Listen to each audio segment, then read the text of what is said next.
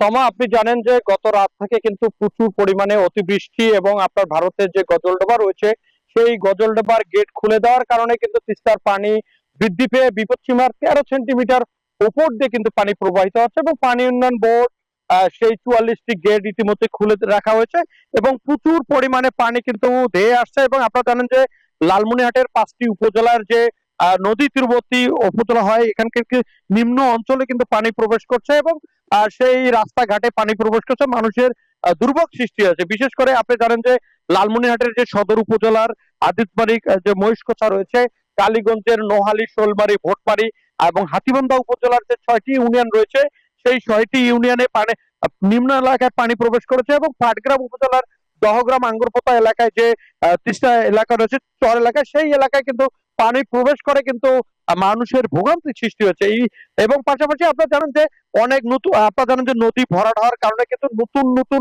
এলাকায় কিন্তু পানি প্রবেশ করছে এবং নতুন নতুন এলাকায় পানি জলাবদ্ধতা সৃষ্টি হয়েছে। আপনারা জানেন যে সবচেয়ে বেশি লালমনিরহাটের আজিতবাড়ির যে খুনিয়াঘাট রয়েছে, নিম্ন অঞ্চলে পানি, তিস্তার পানি একটু বাড়লেই সেখানে কিন্তু প্রায় 1500